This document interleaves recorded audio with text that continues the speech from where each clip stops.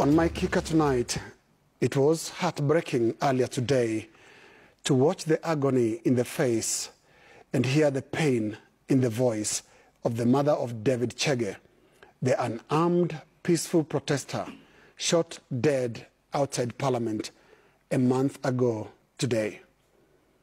And my heart bleeds for families of 60 Kenyans killed alongside David Chege.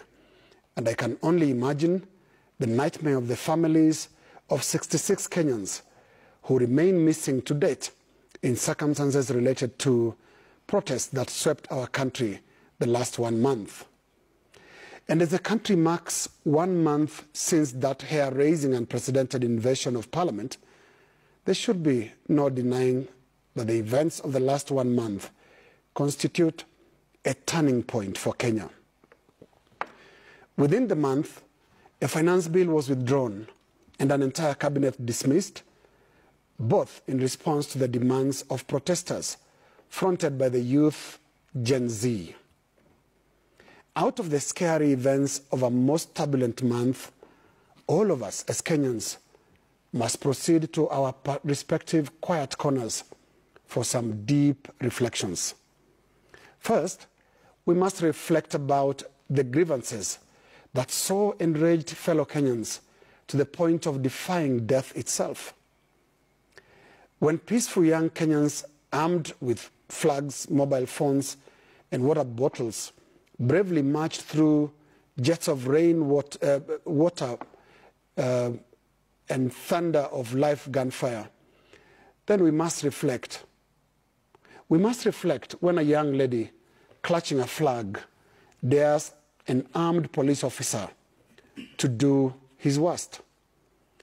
We must reflect when a young man, instead of taking cover, dares to climb the top of that visibly intimidating police water cannon. We must reflect when, instead of cowering in fear, young protesters sing and chant in defiance at the back of police trucks and behind the grills of police cells. Overall, we must reflect on what the month must change forever about our country. Let's talk soft issues first. First, arrogance was in the grievances list last month. Young protesters told us about basic rules of engagement between those who govern and those who are governed. Instances were cited of government officials talking down at citizens, ignoring the views of the governed, and generally proceeding with that attitude of mtadu. And the finance bill itself had been pointed at as an illustration of governance by arrogance for arrogance. Secondly came impunity. Remember the public display of unaccounted for opulence? That month forces us to reflect. Thirdly, the churches. The pulpit once stood for the good word of the Lord.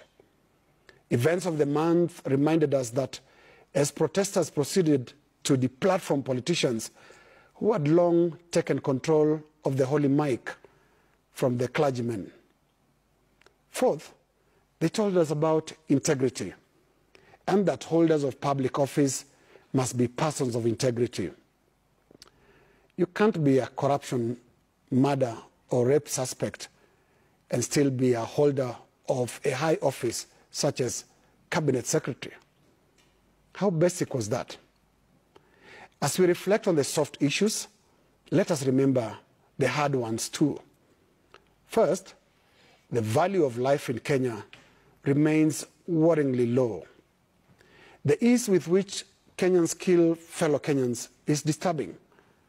And this goes to the National Police Service. Something needs to change. Rex Kanyeki was unarmed. He was shot dead. David Chege was holding a flag and a water bottle.